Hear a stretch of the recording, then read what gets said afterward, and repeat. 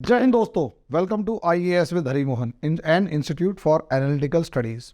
दोस्तों, बाबा बागेश्वर धाम विवाद इतना गहरा, इतना ज़बरदस्त होता जा रहा है कि सोचकर देखिए, पॉलिटिकल पार्टीज आज के दिन उनके नाम पर लामबंद होती हुई नज़र आ रही हैं। उनके एंट्री तक को बैन करने की बात की जाती है, एयरपोर्ट से वापस करने की बात की जाती है, और मामला जो है वो कहीं ना कहीं, और जिस तरीके से वो पूरे तौर पर सुर्खियों में बने, जिस तरीके से बिहार जाने के नाम पर या उससे पहले नाम पर, और सोच कर देखिए इनके विवाद के अंदर पड़कर इनके साथ अपना नाम जोड़कर सुहानी शाह जैसी जो जादूगर है, जो किसी टाइम पर शायद ही बहुत ज़्यादा लोग उनको फॉलो करते हों, वो एकदम से हाइप पर पहुंच जाती है। और टीवी मीडिया वाले शोर मचाने की कोशिश कर रहे थे कि ये कोई बाबा नहीं है, संत नहीं है, ये सिर्फ और सिर्फ एक ढोंगी है। और उसके बाद जो काम बाबा धीरेन्द्र शास्त्री कर रहे हैं वो तो सुहानी शाह भी करके दिखा सकती है।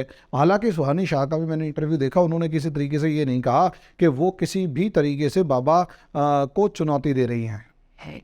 लेकिन दोस्तों, जिस तरीके से सिचुएशन क्रिएट हुई, मामला क्रिएट हुआ, हो हल्ला हुआ, शोर शराबा हुआ, बाबा धीरेन्द्र शास्त्री का जो मामला था वो पूरे तरीके से आप देखेंगे कि जैसे कहते हैं कि इशू क्रिएट होता चला गया। और वो इशू इस तरीके का था कि जैसे बाबा धीरेन्द्र शास्त्री को खुद प्रूव करना पड़ा कि भाई मैं जो हूँ जो भी है मेरे अंदर, जो मैं बागेश्वर धाम का भक्त हूँ, और हनुमान जी की कृपा है, और हनुमान जी जो हैं वो बताते हैं, वो मैं तुम्हें बता देता हूँ।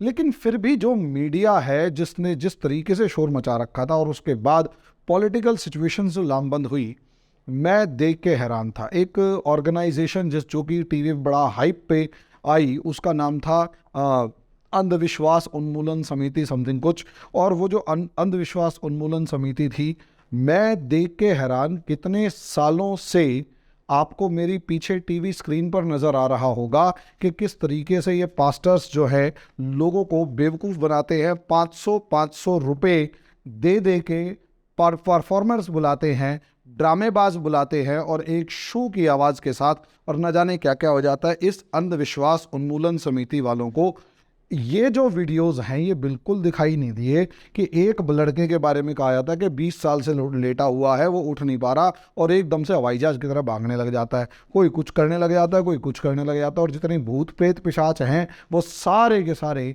एकदम से शू की आवाज़ के साथ साथ कभी वो उछलने लग जाती हैं भूतनियाँ, कभी नीचे गिर जाती है, और सारा ड्रामा क्रिएट हो जाता है। और बड़े बड़े जलसे किए जाते हैं इस चीज़ के। इस अंधविश्वास उन्मूलन समिति को यहाँ नज़र नहीं आया, जबकि वहाँ ओपन फॉर्म में कन्वर्जन चल रहा है।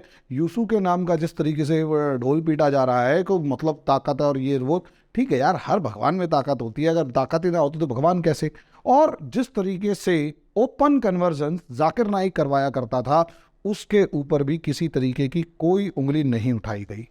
लेकिन एकदम से ऐसा क्या हुआ कि बाबा धीरेन्द्र शास्त्री का जो मामला था वो इतना तूल पकड़ गया। और आज भी हालात ये हैं, बाबा धीरेन्द्र शास्त्री वाले, आज भी हालात ये हैं कि लगभग पॉलिटिकल सिनारियो का एक अपोजिशन उनके खिलाफ खड़ा हुआ है। मीडिया भले ही थोड़ा सा एक दो चैनल्स है जो सॉफ्ट टच बना रहे हैं, लेकिन हालात जो हैं वो इस तरीके के हैं कि इनको एक विलन की तरह प्रोजेक्ट किया जा रहा है। और ख़ासकर जो एक सेक्शन ऑफ पत्रकार हैं जो अपने आप को न्यूट्रल और पता नहीं कैसा कैसा प्रूव करने की कोशिश करते हैं, जिसमें रवीश कुमार और पुष्पेंद्र, वो क्या नाम है, पुण्य प्रसून वाजपेयी टाइप के हैं, अभिसार शर्मा टाइप के हैं। इन लोगों ने तो धीरेन्द्र शास्त्री के बारे में जो कहा, जो ओपिनियन रखे, वो मुझे, हालांकि बहुत ज़्यादा ओपिनियन उनके डीप में नहीं पता, लेकिन मोटे मोटे जो ओपिनियन समझ में आए वो यही थे कि उनको किसी तरीके से डिफेम करने की कोशिश की जा रही है।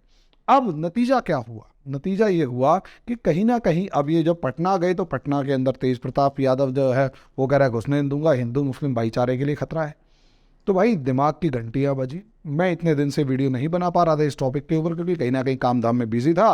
तो भाई देखो, सीधी सी बात है, मेरे को क्लास भी लेनी पड़ती है। आप सोच कर देखिए, ये पूरा बंडल है, ये पूरा टेस्ट चेक करे हैं बच्चों के आंसर राइटिंग वगैरह के, तो काफ़ी ज़्यादा मेहनत करनी पड़ती है स्टूडेंट्स के साथ, तब जाके कुछ एक आधा रिजल्ट निकल के आता है। और इसी वजह से मैं थोड़ा सा बता नहीं पा रहा था या वीडियोस बना नहीं पा रहा था। अब टॉपिक को देखो यार, मैंने जब बाबा धीरेन्द्र शास्त्री के वीडियोस के बारे में पढ़ना या समझना शुरू किया, देखना शुरू किया तो वो नॉर्मली जैसे बाबा बागेश्वर धाम को कहते हैं कि हनुमान जी की कृपा है, लोगों के मन की बात जान लेते हैं, समस्याओं का समाधान बताते हैं, कृपा होगी टाइप में सब चीज़ें, देयर इज़ नो प्रॉब्लम। जब ये प्रॉब्लम है नहीं तो प्रॉब्लम कहाँ है? प्रॉब्लम केवल मुझे दो जगहों पर नजर आई। एक, जब ये घर वापसी के कार्यक्रम करवा रहे होते हैं और पता लगा कि इन्होंने पूरे के पूरे गांव की घर वापसी करवा दी। पहली बात, ये घर वापसी करवा रहे होते हैं और पूरा का पूरा गांव जो था वो घर वापसी करवा दिया। सोच कर देखिए। दूसरा, ये हिंदू राष्ट्र की बात कर रहे होते हैं। असलियत में ये दो चीज़ें जो हैं, ये असल में ना तो अपोजिशन पार्टियों के गले उतरती और ना ही हमारे देश में बैठे दुश्मनों के टुकड़ों पर पलने वाले गद्दारों के गले उतरती। उनके लिए हिंदू धर्म ढोंग है, उनके लिए हिंदू धर्म जो है वो सिर्फ और सिर्फ डिविजिव है। उनके लिए हर वो चीज़ है हिंदू धर्म, चाहे वो हमारे आर्यभट्ट ने विज्ञान शास्त्र के नाम पर, चाहे आप किसी भी चीज़ के ऊपर एफर्ट करवा लें, हमारे आर्यभट्ट ने जो बहुत अच्छे लेवल पर मैथमेटिक्स के ऊपर काम किया, चाहे चरक ने, चाहे धन्वंतरी ने, चाहे क्या नाम है सुश्रुत ने जिस तरीके से हमारी मेडिसिन या चिकित्सा को आगे बढ़ाया, या कालिदास से लेकर, ये असलियत में ये जो कम्युनिस्ट माइंडसेट है अपने दिमाग में एक बात बिठा के बैठा है कि हिंदुस्तान में हर चीज़ बुरी है, हिंदुस्तान में हर चीज़ घटिया है। यहाँ अगर रवीश कुमार ये कहते हैं कि क्या हुआ अगर पूरा हिंदुस्तान मुसलमान बन भी जाए तो, लेकिन इनको तभी दर्द होना शुरू हो जाता है जब इनको लगता है कि कोई अगर हिंदू राष्ट्र की बात भी कर ले, यानी गजवाए हिंद सेक्युलर है और हिंदू राष्ट्र की बात करना कम्युनल है। देखो, हिंदू राष्ट्र ऐसा कोई राष्ट्र नहीं हो सकता जिसमें मुसलमान ना हो, लेकिन इक्वल राइट्स की बात होनी चाहिए, स्पेशल राइट्स की बात नहीं होनी चाहिए। मैं हिस्ट्री पढ़ाता हूँ, हिंदुस्तान की सबसे बुरी सिचुएशन तब हुई जब किसी एक सेक्शन को अंग्रेज़ों ने स्पेशल राइट्स देने की बात करी, स्पेशल इलेक्टोरेट्स के नाम पर। और ये जो स्पेशल राइट्स थे ना, यही स्पेशल राइट्स हिंदुस्तान के बंटवारे के लिए जिम्मेदार थे।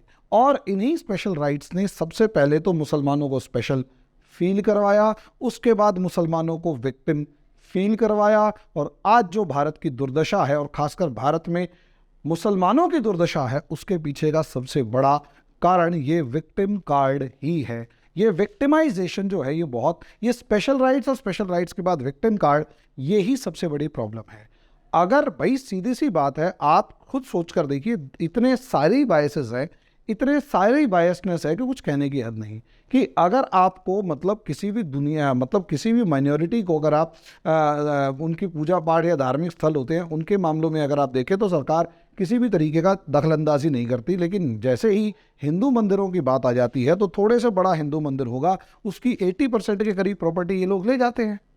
अब हिंदू मंदिर वक्फ बोर्ड की प्रॉपर्टी में आ सकता है, कैन यू इमेजिन? तमिलनाडु का एक एग्जाम्पल है। इसी तरीके से अगर आप बहुत सारी चीज़ें देखेंगे तो वो सब चीज़ें कैसे सेक्युलर हो सकती हैं और एक सिर्फ बात करने वाला बाबा कैसे कम्युनल हो सकता है। असलियत में प्रॉब्लम ये है कि जैसे एक तो सबसे बड़ी बात इस टाइम पर ये जो बीजेपी गवर्नमेंट है, इसमें देखो कोई दो राय नहीं, बीजेपी गवर्नमेंट आज बहुत ज़्यादा स्ट्रॉन्ग पोजीशन में खड़ी हुई है। भले ही आप में से दो चार नीचे कमेंट करें कि कर्नाटक में हार गई, ये हार की शुरुआत है। यार देखो, ये हार की शुरुआत दिल्ली से भी हो चुकी है। जब दिल्ली के अंदर 2014 के अंदर 2014 में मोदी सरकार जीत के आई और 2015 के अंदर जो जनवरी वाले इलेक्शंस हुए थे, जनवरी फरवरी में, उसमें बीजेपी को 3 सीटें मिली थी। तो वहीं से शोर मचना शुरू हो गया कि बीजेपी हारना शुरू हो चुकी है, बीजेपी का पतन शुरू हो चुका है, ये पीक है। हर बार ये शोर मचता है, लेकिन हम इस चीज़ को समझने को तैयार नहीं होते कि असलियत में एक हिंदू राष्ट्र का चेहरा और एक हिंदू प्रधानमंत्री, और वो प्रधानमंत्री जो राम मंदिर से लेकर धारा 370 से लेकर काशी विश्वनाथ से लेकर हर मामले में ओपन डिबेट, ओपन डिस्कशन को प्लेटफॉर्म प्रोवाइड कर रहा है। पीछे से कांग्रेस गवर्नमेंट्स की तरह नहीं, कांग्रेस गवर्नमेंट्स की तरह बिल्कुल नहीं, जो पीछे खड़े रहकर कहीं ना कहीं सिचुएशंस को दबाने की, ढकने की, लीपापोती करने की कोशिश करते हैं। जैसे आसाम का एक मामला है, सोचकर देखिए, जितने हमारे देश में घुसपैठिए आ रहे हैं, जितने घुसपैठिए आ रहे हैं, उनको असलियत में बाहर निकालने की जगह प्रोटेक्ट करने के लिए लॉज बनाने वाली कांग्रेस है। आसाम के अंदर जिस तरीके से जिसे कहते हैं ना मतलब सपोर्ट करने के लिए जो लॉज थे कि अब असलियत में भाई बाहर से कोई बंदा आया है, कोई बंदा अगर बाहर से आया तो हम उससे कहेंगे ना तुम अपनी पहचान बताओ कि तुम भारतीय हो, हमें उस पर शक है। ये हमें प्रूव अगर करना पड़ रहा है कि हमें प्रूव करना पड़ेगा कि वो भारतीय नहीं है, तो हमारे पास तो सबूत ही नहीं है, क्योंकि वो तो झूठे सबूत लेके बैठा हुआ है। तो सोचकर देखिए ना, यानी आप सरकार को, यानी एक आम आदमी को कह रहे हो, जो आरोप लगाने वाला है उसको कह रहे हो कि तू प्रूव कर कि वो बाहरी है। तो ऐसे तो फिर काम होने वाला ही नहीं है। सरकार का काम है ना ये पता लगाना कि वो देश के अंदर रह रहा है नहीं रह रहा। इस तरीके की हरकतें जो हमारे देश में पहले हुई हैं, उसका रिएक्शन ही है कि अब जो सरकार आई है, जो ढोल पीट पीट के कहीं ना कहीं, भाई मैं ये नहीं कह रहा कि सारे काम सिर्फ हिंदुओं के ही हो रहे हैं, अगर ऐसा होता तो बहुत सारे ऐसे लोग हैं जो कहीं ना कहीं हिंदू धर्म को थोड़ा सा सपोर्ट करते हैं, उनके खिलाफ मुकदमे भी हो जाते हैं। चाहे आप नुपुर शर्मा का केस ले लो, चाहे काजल सिंगला का केस ले लो, लेकिन सीधी सी बात है, काजल हिंदुस्तानी जो है उनका केस ले लो। लेकिन रियलिटी ये है इस टाइम पर कि कहीं ना कहीं जो भी काम कांग्रेस बीजेपी गवर्नमेंट करती है, वो उस काम को ढोल पीट पीट के कर रही है।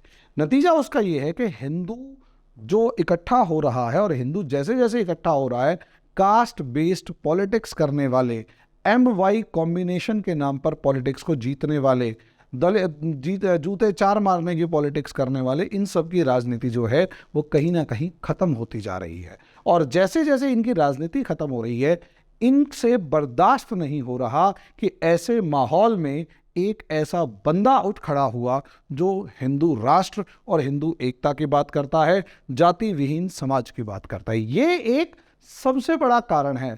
जैसे टीवी के या यूट्यूब चैनल्स के ऊपर कहा कि पॉपुलैरिटी, में पॉपुलैरिटी को भी इतना नहीं मानता, क्योंकि पॉपुलर इनसे पहले भी अगर आप देखोगे वो निर्मल बाबा टाइप से, या क्या नाम है वो आसाराम टाइप से है वो। अब जब आसाराम और राम रहीम वगैरह का मामला था तो वो भी पॉपुलर हुए, लेकिन उनके ऊपर जो एलिगेशन लगे, उन्हें जेल भेजा गया। असलियत में हमें प्रॉब्लम नहीं हुई। लेकिन मैं इस चीज़ को और नोटिस करता हूँ कि क्या ये सारे संत महात्मा जो लूज कैरेक्टर है वो हिंदू धर्म में ही है, या ऐसा कुछ है कि हिंदू धर्म के संत महात्माओं के मामले जानबूझ के ढूंढ के निकाले जाएं और उनको उठाकर जेल भेजा जाए। मेरे को बहुत खुशी होगी इनको जेल भेजा जाए, सारे फ्रॉड जो है अंदर होनी चाहिए। लेकिन एक धर्म विशेष को टारगेट करके अगर किया जाएगा तो मैं उसका विरोध करूंगा, वो नहीं होना चाहिए। तो बागेश्वर धाम बाबा के साथ यही इस समय पर समस्या चल रही है। लेकिन मुझे ऐसा लगता है कि जितना ज़्यादा उनको टारगेट किया जा रहा है, उतना ज़्यादा ये उभर के आ रहे हैं, फल फूल रहे हैं, और आगे आने वाले समय में जितना ये टारगेट कर रहे हैं, वो हिंदू समाज को तो खासकर समझ में आता हुआ नजर आ रहा है कि भाई असलियत में मान जाओ, आप इतना ज़्यादा इलॉजिकल और बेसलेस बातें मत करो कि टॉलरेंस लेवल से ही बाहर पहुंच जाए।